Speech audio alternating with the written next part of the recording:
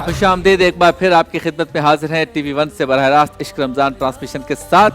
عالم time میں گفتگو ہو رہی ہے حضرت خدیجۃ الکبریٰ رضی اللہ تعالی عنہا کی سیرت پر, اور اس وقت میں موجود ہوں کچن میں اور ہمارے شیف اقبال بھی میرے ساتھ ہیں چمکتے دمکتے. تو چلتے ہیں اس سیگمنٹ کی جانب جس میں روزانہ ہمارے شیف اقبال ایک ڈش آپ کے سامنے تیار کرتے ہیں, اور سیگمنٹ کا نام ہے مزیدار سحری.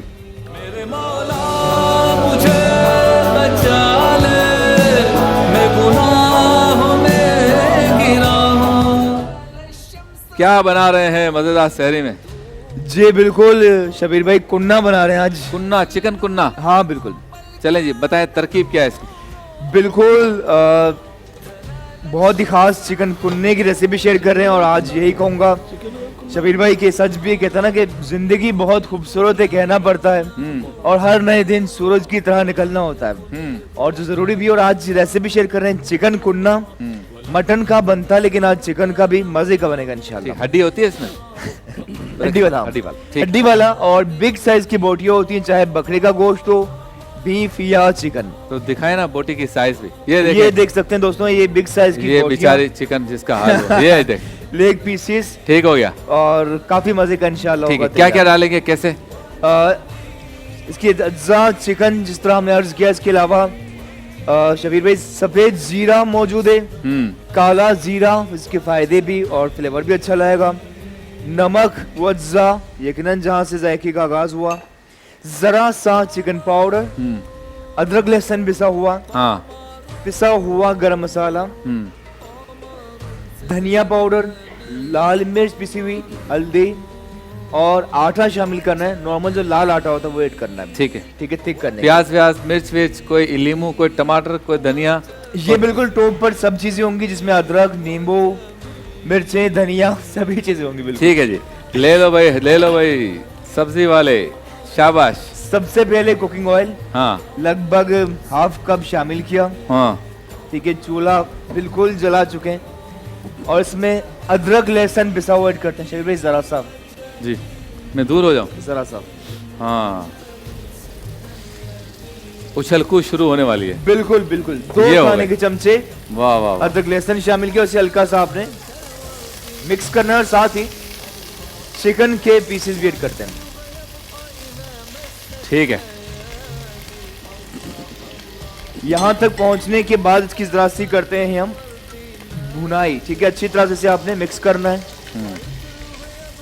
اور میرے خیال سے, اور ضروری بھی ہے شبیر بھائی کہ سحر و افطار فرائیڈ چیزوں کے ساتھ ایسی چیز ہونی ضروری ہے کہ مزیدار سالن ہو, اسے آپ پھر دودھ والی نان کے ساتھ کھائیں. ہاں تو اچھا لگتا ہے. کیا خیال ہے؟ اللہ خیر کرے. بس چلیں جی موضوع کی طرف چلتے ہیں.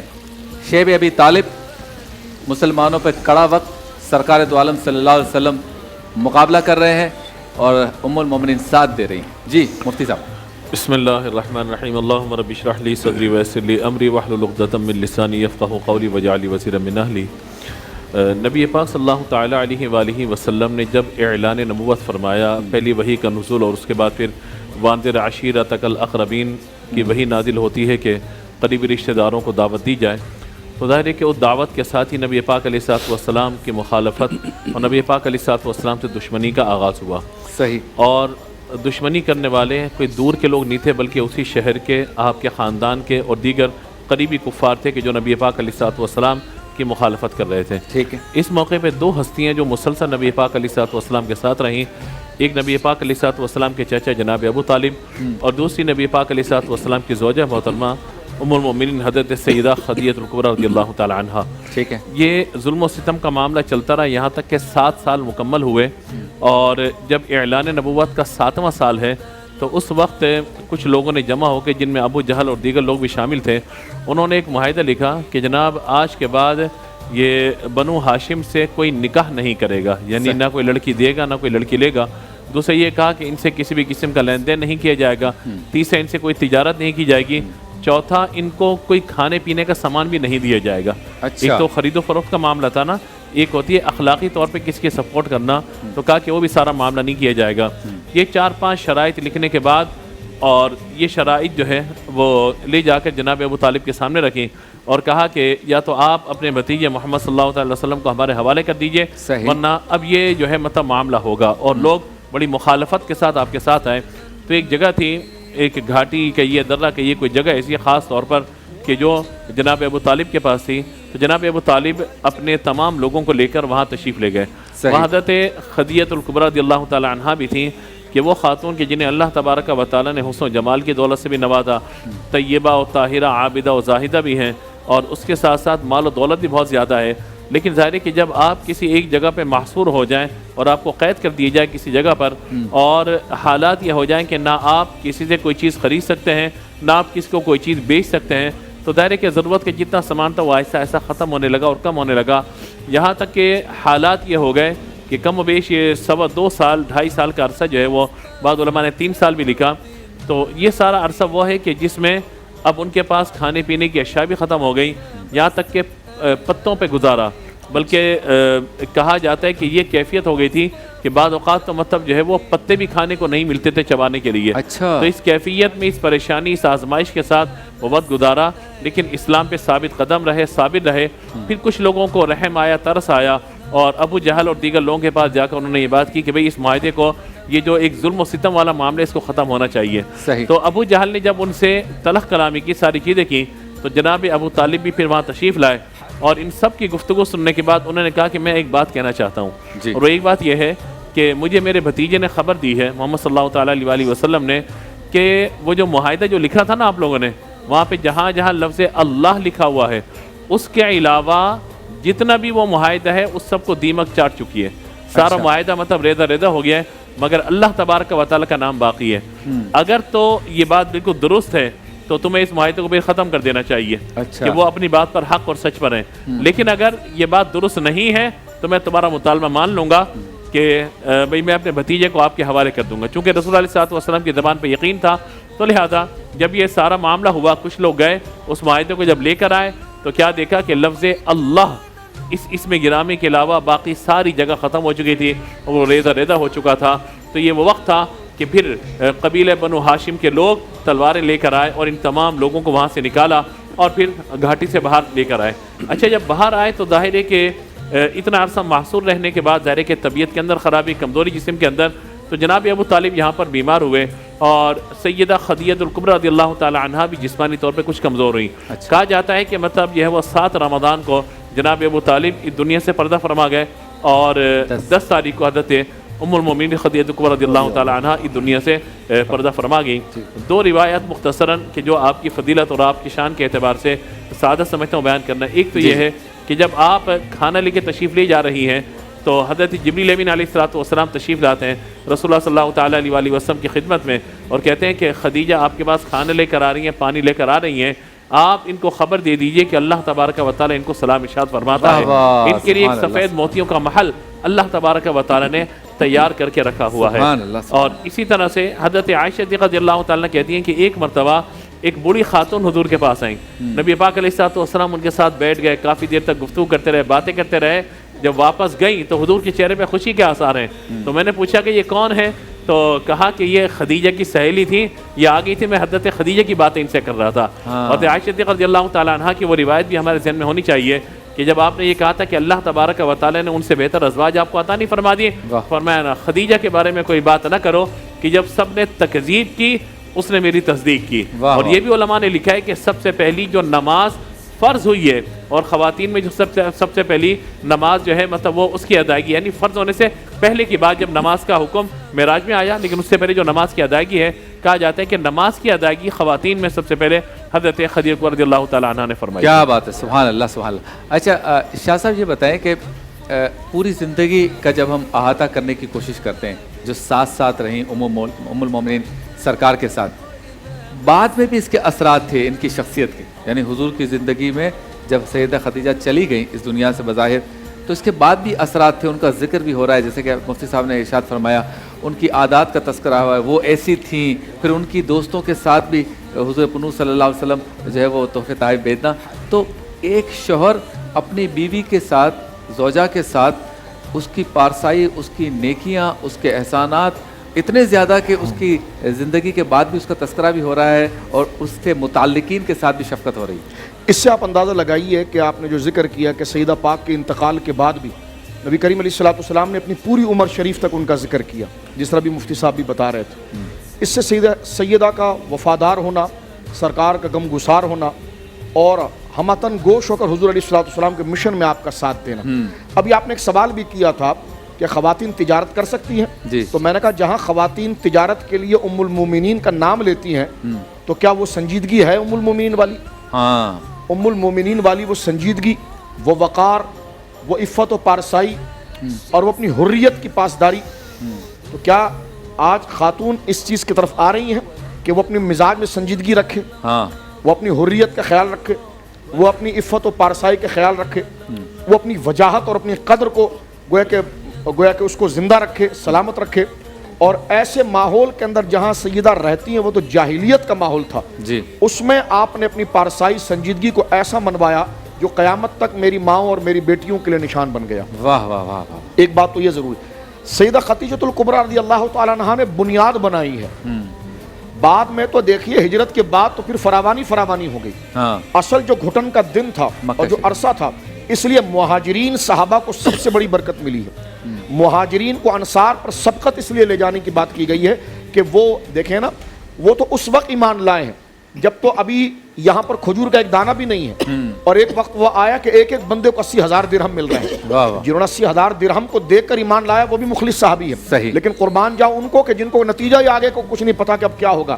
یعنی سارا محلہ ایک طرف ہو اور ایک شخص ایک طرف ہو تو اگلا بندہ کہتا ہوا عقل مندی کرو، اپنے بیوی بچوں کو دیکھو. صحیح. لیکن ازواج مطہرات، صحابہ کرام، خلفاء راشدین کی یہ پوری تعداد جو مہاجرین ہیں یہ ایسے مخلص ہیں، ان کے ایمان کی سب سے بڑی دلیل یہ ہے کہ یہ پیسے کی وجہ سے ایمان نہیں لائے، یہ جاہ و حشمت کی وجہ سے ایمان نہیں لائے. ان کا مقصد دنیا نہ تھا، دنیا تو ان کے خود پاس تھی، سیدہ کے پاس تھی، حضرت ابوبکر کے پاس تھی، حضرت علی کے پاس تھی. لیکن اس تمام چیزوں کو چھوڑ کر جو وہ آئے ہیں تو اسی اخلاص کی وجہ سے ان کو یاد رکھا گیا. سرکار علیہ الصلوۃ والسلام کے پاس ایک دفعہ میں انشاءاللہ آگے ذکر کرتا ہوں، شاید وقفے کا وقت ہوا ہے تو اس میں چند باتیں انشاءاللہ ہم ایڈ کریں گے مزید کہ سرکار علیہ الصلوۃ والسلام نے کیسے جذبات کے ساتھ، کیسی محبت کے ساتھ ان کو یاد کیا. تو یہاں پر ایک جملہ کہہ کر میں بات ختم کرتا ہوں کہ بیوی ایسی ہے تو پھر شوہر کا کردار بھی تو ہونا چاہیے. یعنی اگر ہم یہ کہیں کہ بیوی شوہر کے لیے ایسی بن جائے تو پھر شوہر بیوی کے لیے کیسے بنے تھے کہ جو آج ہمارے لیے یہ ماڈل قرار پائے. کیا بات ہے، سبحان اللہ. جی، وقفے پر جانا ہے، کیا کچھ ہو گیا اس میں؟ بالکل مسالے، اسپائسز، ہلکا سا نمک حسب ذائقہ، سفید زیرہ، بلکہ کالا زیرہ، سفید زیرہ ایڈ کرتے ہیں. 1 ٹی اسپون ہو گیا کالا زیرہ، یہ بھی آدھا چائے کا چمچہ. اور کوئی کلر ہے زیرے کا؟ دو تو یوز کرتے ہیں ہم. ٹھیک ہے، لیکن کافی ہیں اور بھی. اچھا، ہاں، پسی ہوئی لال مرچ، ٹھیک ہے، مرچیں کم زیادہ زیادہ کھارا در، ہلدی پاؤڈر، یہ بھی کوئی 1/2 ٹی اسپون. ہاں جی، دھنیا پاؤڈر 1 ٹی اسپون. واہ واہ. ذرا سا چکن پاؤڈر جو مزے کا اور یخنی والا فلیور بھی لائے گا. ایڈ کرنے کے بعد ذرا اسے کرتے ہیں مکس. ٹھیک ہے، اور کچھ ہی دیر میں بھنائی کے بعد اس میں شبیر بھائی پانی ایڈ کرنا ہے، یا اسٹروک یا یخنی جو بھی. اب آپ کام کریں گے، آپ کا کام ہم دکھائیں گے اور باتیں کریں گے، ٹھیک ہے، مطلب گفتگو کریں گے. اچھا مفتی شاہی صاحب، وہی سے ریلیٹڈ ام المومنین کا تذکرہ ہو رہا ہے، وہ کیا حقیقت ہے کہ وہی اور ام المومنین؟ بسم اللہ الرحمن الرحیم. جی ہاں، دیکھیں ہماری والدہ محترمہ حضرت سیدہ خدیجۃ الکبریٰ رضی اللہ تعالی عنہا جو محسنہ کائنات بھی ہیں اور نبی کریم صلی اللہ علیہ وسلم کی زوجہ اول بھی ہیں، اور آپ سے نبی کریم صلی اللہ علیہ وسلم کا ایک ایسا تعلق کہ جو آپ کی فضیلت کو بیان کرتا ہے کہ جن کی اہمیت کو نبی کریم صلی اللہ علیہ وسلم اپنی زبان اقدس سے بیان کریں. ابتدائی اسلام میں کوئی بھی کام ہو جو اس میں ابتدائی ساتھی ہوتے ہیں انہیں یاد رکھا جاتا ہے. صحیح. تو وہ زمانہ بڑا مشکل زمانہ تھا کہ جب نبی کریم علیہ افضل الصلاۃ والتسلیم نے اعلان نبوت فرمایا اور آپ صلی اللہ علیہ وآلہ وسلم پر ظہور آثار وحی ہوئے، اور آپ رضی اللہ تعالی عنہ نے نبی کریم صلی اللہ علیہ وآلہ وسلم کے لیے تسلی کے الفاظ ارشاد فرمائے. سبحان اللہ. سبحان. یہ بڑی بات ہوتی ہے کہ باہر کے لوگ تعریف کرتے ہیں، زوجہ بہت کم تعریف کرتی ہیں. ہم اپنی زندگی میں دیکھ لیں تو نبی کریم صلی اللہ علیہ وسلم کی سیرت کا یہ بہت عظیم پہلو ہے. بہت بڑا پہلو ہے. بے شک. آپ باہر تو تصنع بناوٹ کر لیتے ہیں, گھر والوں سے پوچھیں کہ گھر میں یہ کیسے ہوتا ہے, اور خاص طور پہ زوجہ سے پوچھا جائے تو پھر ساری ہسٹری معلوم ہوتی ہے. تو نبی کریم صلی اللہ علیہ وسلم کی کم و بیش 11 ازواج مطہرات رضی اللہ عنہن, اور ہر ایک کا یہ کہنا کہ آقا مجھ سے زیادہ پیار کرتے ہیں, اور ہر ایک کا نبی کریم علیہ افضل الصلاۃ والتسلیم کی عظمت و شان کو بیان کرنا. تو اس کا مطلب یہ ہے کہ خلق عظیم جو ہم بات کرتے ہیں وہ نبی کریم صلی اللہ علیہ وسلم کا ملکہ تھا, اور آپ سے خلق عظیم کا صدور بطور ملکہ ہوا کرتا تھا کہ آپ سہولت کے ساتھ اسے جاری فرماتے تھے. تو بہرحال وہی کے موقع پر جب سوشل بائیکاٹ ہوا, جیسا کہ ذکر کیا, اس موقع پر اپنے مال کے ساتھ, اپنے الفاظ کے ساتھ, اپنی خدمت کے ساتھ, یعنی ممکنہ طور پر ایک زوجہ جتنی جہتوں سے شوہر سے وفاداری کر سکتی ہے, شوہر کی خدمت کر سکتی ہے, شوہر کے کام آ سکتی ہے, اسے تسلی و تشفی کے الفاظ کہہ سکتی ہے, حضرت خدیجۃ الکبریٰ رضی اللہ تعالی عنہا نے ان تمام جہتوں میں بدرجہ اتم اپنا کردار ادا کیا. اسی لیے نبی کریم علیہ افضل الصلاۃ والتسلیم کی بارگاہ اقدس سے انہیں محسنہ کا لقب مل رہا ہے. تو آج کی عورتوں کے لیے بھی یہی ایک پیغام بھی ہے کہ وہ حضرت خدیجۃ الکبریٰ رضی اللہ تعالی عنہا کی سیرت طیبہ کے اس پہلو کو بھی ملحوظ نگاہ رکھیں کہ آپ قربانی دینا سیکھیں, آپ خیال رکھیں, اور شوہروں کو بھی چاہیے کہ وہ اپنی طرف سے اپنے جو تمام حقوق ہیں وہ ادا کریں. گویا کہ دونوں کے درمیان ایک بہترین تعلق جو قائم ہوتا ہے وہ جانبین کی قربانی سے قائم ہوتا ہے. اور نبی کریم صلی اللہ علیہ وسلم کا زملونی زملونی کہنا, اور حضرت خدیجۃ الکبریٰ رضی اللہ تعالی عنہا کا چادر مبارک, کمبل مبارک اوڑھانا, اور پھر اس کے بعد وہ الفاظ جو ڈاکٹر صاحب نے ذکر فرمایا وہ الفاظ کہنا کہ آپ تو صلہ رحمی کرتے ہیں, آپ سچ کہتے ہیں, آپ لوگوں کے کام آتے ہیں, سب سے اہم بات آپ درد دل رکھتے ہیں. تو یہ تمام وہ الفاظ تھے جو نبی کریم صلی اللہ علیہ وآلہ وسلم کے لیے ظاہری تسلی کے الفاظ ہم کہہ سکتے ہیں, اور ان تمام الفاظ کی بنا پر حضرت خدیجۃ الکبریٰ رضی اللہ تعالی عنہا کو اللہ نے بلند و بالا مقام عطا فرمایا. کیا بات ہے. چلتے ہیں بریک کی جانب, بریک کے بعد ہوتی ہے آپ سے دوبارہ ملاقات.